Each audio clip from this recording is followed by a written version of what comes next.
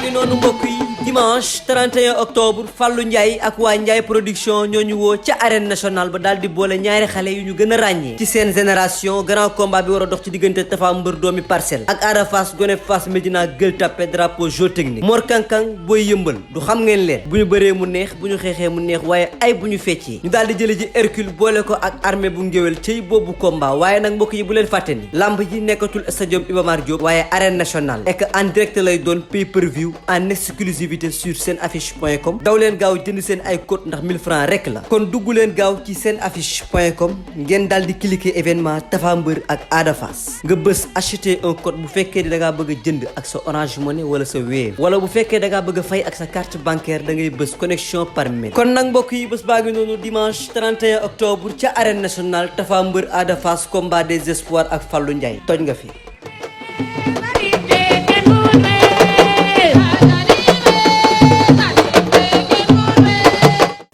kan mooy ëpp sens ci loolu ki ëpp ci kaw ki ëpp ci suuf waaw ki ëpp ci kaw moom bu bëree ci kaw da lay yóbbu ci kaw ku nekk boo gisee kon boog Tapha Mbeur kon normalement mbëru kaw la waroon astafurlah oui mbëru kaw la waroon doon parce que bu say bras feesee si épaule fees nga rëy mooy sa doole da nga compter ci kaw bu say tànk dëgër nag général nag nga mën a bëggee tànk pare say tànk dëgër rëy 10 da ngay naqaree manœuvrer donc ñoom ñaar man ni ma gisee nag dama gis ne Tapha Mbeur moo gën a sec moo gën a musclé mu gis ne Ada Fass quand même je pense que moo war a gën a jeune tuuti ah mu gàtt Tapha Mbeur war na ko magee 1 an 2 ans peut-être je sais pas ou 3 ans. normalement génération la si génération lañ naam mais li Tapha Mbeur dajagum ci entraînement ak carrière Ada Fass dajagu ko ci entraînement carrière coow topp na ko am na bruit mais liggéey bi Tapha Mbeur liggéeyagum te ñi gis ko moom liggéeyagu ko lan moo tax combat bi yéen accentué wu leen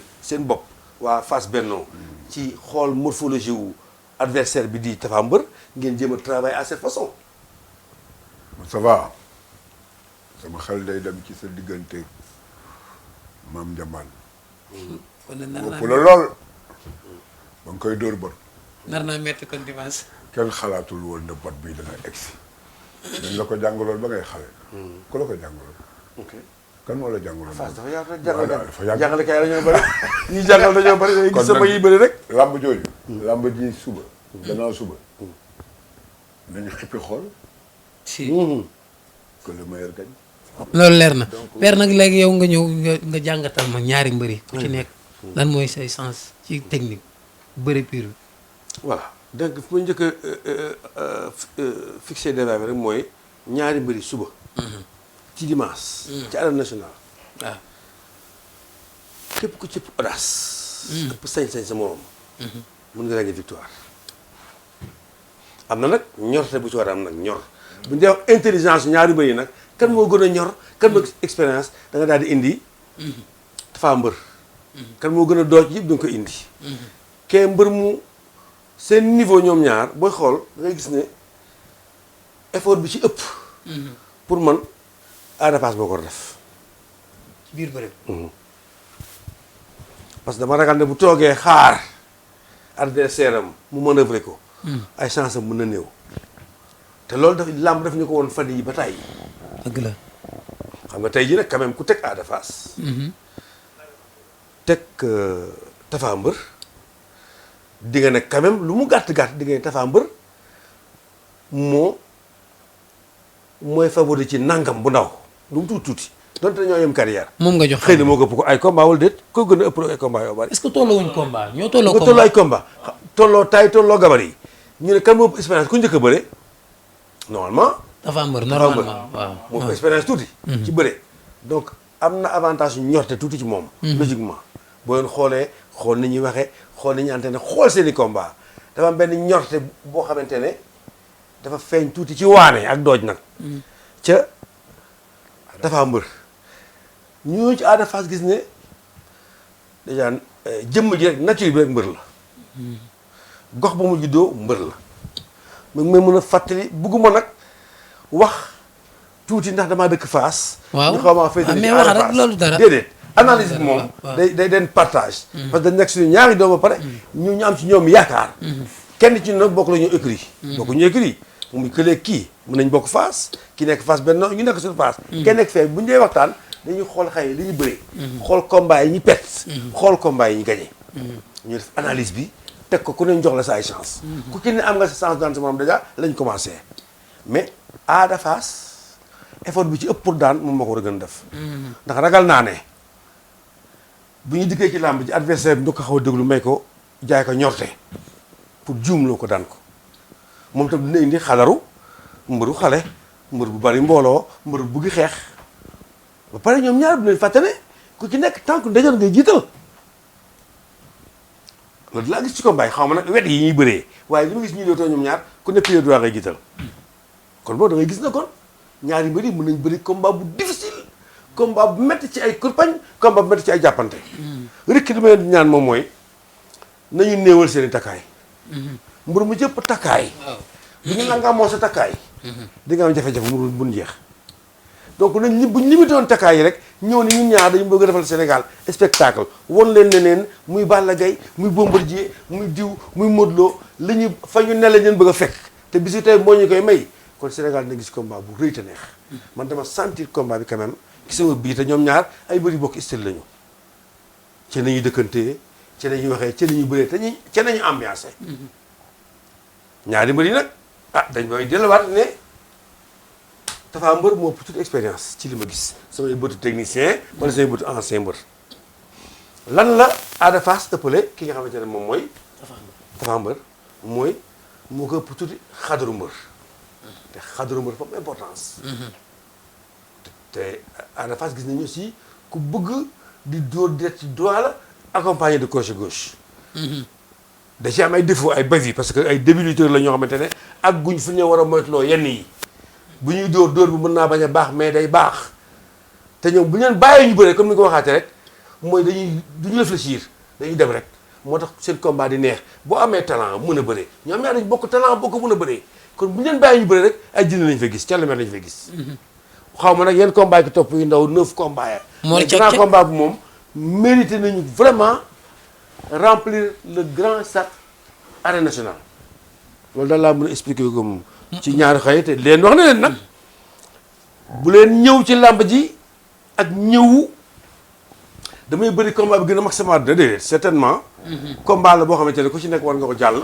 pour jàll ci beneen palier mën a dëkk ñoo xam ne naan ñii boo leen dëkkee ñoo non waroo ma dëkk ku ci daan ñoom ñaar dem dëkki Sa Thiès ku ci daan ñoom ñaar du wuti Moussa Ndoye Père Tapha ma caxawal tuuti benn affaire Tapha Mbeur mu ngi entraîné ci Guy Olympique Club depuis 2 ans mu ne xam na voilà Guy nu muy entraîné mbër Ada Fass nag xamuñu xam naa continuer ci ñëw mais loolu loo ci xalaat préparation physique Tapha Mbeur voilà moo tax xam nga booy xool dañuy gis ne il est plus dessiné ci tempo bu baax bi moom mooy ses muscles sont plus saillants ça ne veut pas dire que nag moo ëpp condition physique wala moo ëpp doole parce que bu ñu sous-estimé bindu Ada Fass bind bu dangereux la ci mbër bind bu dangereux ci tànk yi ba ci kaw nee naa nag développé guñ ko ni ñu ko waxee développé moo tax ma il faut moom un bon préparateur physique bu àndoon ak tey mbër adversaire am ñu demandoo ci Guy ne dañuy entraîné ñoom ñaar juróom benn weer bu ñu fa àggee da gis différence su bi nga xamante ne mooy kii comprendre na kër yi mu war a dem pour mën a nekk pour mën a am lu mu soxla ak kii comprendre ko wala amu ko donc c'est des lutteurs yoo xamante ne dañuy war a peaufiner defar leen pour avenir ñu indil ñu ay bind yoo xamante ne ay bind spectaculaire lay doon ànd ak Guy nag di entraîner c'est important parce que ndaanaan yi fi nekk yëpp ci lamb gi di bëre ku ci ne Guy jaar ci moom mu coach la même bu fekkee il n'est pas le meilleur au monde mais coach bu influence la ku entraîner Modou Lo entraîner Balla Gaye entraîner Gris Bordeaux entraîner tous ces grands champions yu jaar ci ñoom donc nekkuloo ku cuune ci affaire préparateur malheureusement nag Ada Fass xamuñu coach musculation des fois ñu gis ko ci réseaux sociaux yi rek ak benn salle bu ndaw bu am benn porte-feuille am benn kii fii am benn kii fii mais yooyu yëpp dafay ñëw après fu mu war a ñëwee nag mooy bu ko yàlla mayee ndam ci combat bi kee tamit bu ko yàlla mayee ndam ci combat bi dafa am benn palier bu mu yokkuwaat donc ku daan rek yokku donc nag dañuy encouragé ñaari mbër yi bu baax a baax a baax naabaat leen neen bii combat nekkul combat bu ñu war a yoxi combat bu saf sapp la ko doon combat bu tàng moo leen di yóbbu bu ñu fa jógee mbër bu ñu dëkk waa gi ne waaw kii jar naa bëri la fàttali naa ne aussi ñaari bëri dañuy bëri gagnant ku ne di jàpp sa gagnant yaa ngi koy wax sànq di laaj ba xam Ada Fass dina soog gis nañ ne combat bi passé da doon jëli adversaire am. Ok. yaakaar naa mu bal ko. mu bëreeg moom ci ay loxo daan ko gis nañ ni mbëru loxo la mbëru tànk la. mënul tànk si gis naa ko bu xam ngeen pen aussi. ñoom ñaar daal vraiment te dañuy jàpp gañoo ñoom ñaar gis naa aada di yóotu gañoo pour jàpp. gis naa aussi. adversaire am Tapha aussi def même chose. te gis naa ñoom ñaar aussi bañ ñu ko jàpp seen ay tànk. te gis naa aussi dañuy bët. kon ñoom ñaar ay mbër yu complet lañu. mu des rek kon ci ñaari coach yi toog daal lu ñu fi amul dimanche. ci ñoom lay doon parce que man tey jii mbër bu ma respecté. ma doon coach am bañ koo bëriloo. te mu gëm ma su boobaa du bëri. xam nga ñoom ñaar seen bëri. c'est-à-dire grand. loolu gisuma loolu quoi. parce que aussi mbër boo demee ba koy préparé di ko préparé pour mu daan. dama leen ne bu waree daan dafa war a bëri. bëree lu daan adversaire am mais foofu tee ko mënta nekk. logiquement. tey mbër mi ne ko doo bëri mais bëriwul doo am ndam. il y a beaucoup de coach yi di xaar ko déglu ko. xaar ko mu jóom nga daan ko. toogal seetaan. loolu xew na ci lamb ça. non mais loolu yaakaarum loolu du ci am parce que tamit temps bi nga jëli préparer sa mbër. préparer ko physiquement techniquement tactiquement. teg sa stratégie amuloo benn stratégie lu xaar mais xaar du bëri. xaar bokkul ci bëri. dëgg la. dafa di saax-saaxee sa bopp moo dul yoon ci combat. at bi su leen ko jàkkaarloo sa adversaire mel ni yaa ko moom. ñoo di ko forcer di kii loolu moo amul. mais xaaral mu ñëw bu la xaaree ngeen nekk fa di baal. non mais loolu yaakaaruma. atia dinañ ci ñëwaat. xaar bi dafa mel nangu ko. non kenn nangoo ko ku nu nangu ko. kenn nangu ko. mais parfois est-ce que du laaj nga xaar nag làmb. waaw des fois làmb. li sa ay wax coach Pape wax nga ko sànq. la round d'observation dafa am solo ci làmb. am ñoo xamante ne dañ lay cueillir à froid. loolu dafa am solo ci làmb am ñoo xam ne bu leen bettee patamee leen rek mën nga leen daan ci 2 secondes nga toog fa ci géew bi taf seen génn. waaw parce que dañuy séntu woon taxaw raak mbaa dañuy séntu woon jël seen temps. am ñoo xam ne dañuy jël seen temps am ñoo xam ne boo leen defee rek ñu amuñu répondre. xam ne boo leen dóoree ñu fayu. boo leen songee ñu bëre. te ñaari xale yi loolu la ñu woon. leer na ku ci njëkk si sa moom tëf sa moom naan dëf fay saafi. du xaar ay riposte du xaar ay ñu ne ko tëf mu encaissé ko naan ok maa ngi xool fu ma fa yow loolu du ay xale du ko bëree.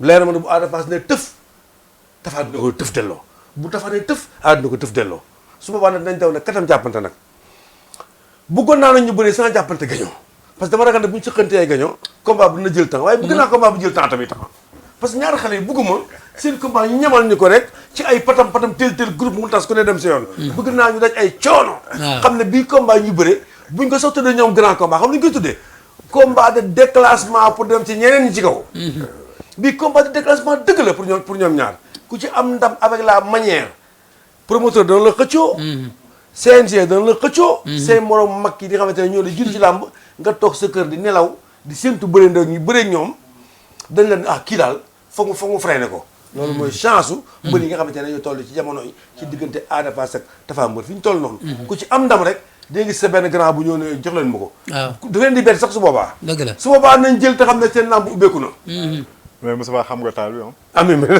xam nga na taal bi. amiin non Père Tapha macha allah kontaan naa ci yow looy tàggatoo. li may tàggatoo mooy rek ñaabaat suñu ñaari doom yi rek napp leen teg leen ci temps ñeen di supporté tam ñëw ak discipline ak respect parce que bu dee da ngaa nekk mbër mu ndaw tàmbali di bëre coow topp la certainement ñi lay topp di la supporté dañ def détails yoo xam ne yow du la concerné waaye yow lay concerné kat parce que yaay mën nañ ko wooyee la personne morale ndax mbër yi tamit dañu ma taxaw di waxtaan ak seen i supporters di leen napp man de wax dëgg yàlla yéen laa am yéen man ngeen am man ngeen jiital pour ma défendre seen couleur su ngeen bëggee ma défendre seen couleur comme il le faut nag respecté leen doomu aadama yi ñëw leen ci discipline ak fulla ak fayda bu leen kenn dàq yuuxu bu leen kenn dàq tàccu bu leen kenn dàq bougé waaye lu mënti xewet daan ak daanu làmb la bu ñu daan amee ndam nañ tëgg suñu dënd fecc ànd dem ñibbi bu ñu daanee nañ muñ te xam ne suba dañuy daan dama naan daan mbëri tamit ñeen di encouragé ci benn sens mooy ban mooy fii ñu fi toog yëpp ay kilifa la ñu boo xoolee heure bi léegi mini jot ñu bàyyi suñu lépp te li ñuy def nii ñoom ñaar ñoo ko waral dañu leen bëgg a tatagal may leen fit may leen jom ba bu dimanche ñu mën a exprimer wu ils vont dire coach Pambay mu nga foon toog coach El Hadj mu nga foon toog Fallou Ndiaye ma promoteur bi mais Père Tapha Gueye vraiment ñun de am na chance Père Tapha Gueye di commenter suñu combat kon dañu war a jaay suñu bakkan pour Père Tapha Gueye gën a dolli pour ñun ndax ñun kàddu yi ñu yëkkati njariñ lay doon pour ñoom bu ñu daanoog bu ñu daanee bu ñu leen waxee lu leen neexul sax nañ dem seen kër dellu ne wax Père Tapha nee na man sama tànk bi dafa tuuti xaaral ma dama rey sama bopp ndax bu ko waxee xam na ko Père Tapha nee na man su may dóor du jubul kon foog ma dem jàngi dóor yooyu mooy tax mbër yi am njariñ ci ñoom yi ñu yëkkati kàddu ñun ñu mel ni ñun kàddu yi ñu yëkkati bu ñu ko yëkkatee ba jawal ko mu dem si nopp mbër ma rek daf ko war a jariñ daf ko war a positifé mu encaissé ko ne ki wax ak man ku mu waxal war ko mu déglu di féliciter aussi Fallou ndax man dama gis ne rek promoteur buy sonn ci làmb di ko tëgg rek mooy daa bëgg làmb d'abord ñi ñëpp ay amateur làmb lañu dañoo bëgg làmb ñoo toog ci di seetaan jékki-jékki am xaritu mbër jékki-jékki ba nekk ay promoteur moo tax ñu naan képp kuy promoteur ak képp kuy amateur mbër nga bëggoon a doon mënoo ko doon nga doon leneen kon boog ñii mbër yi dañu war a koppinoo ñoom tafoog ñoom bu ñu leen namee combat ñu def ci promotion maximum possible ndax bu subaa ñu leen tëgg parce que ñii nag champion yi fii génn yëpp ñoo ñu tëgg ku xamoon Ada Fass ragal naa ne combat yu ëppam Fallou mi ko tëgg ku xamoon Tapha Mbeur ñoom ñii ñoo sonn ci ñoom ba tey ñu xam leen nañu gën a góorgóorlu ñëw ci combat bi wane fulaak fayda jom décision discipline kii daan kii daanu du tey bu subaa làmb amaat salaamaaleykum wa rahmatulahi taala wa barakaatu.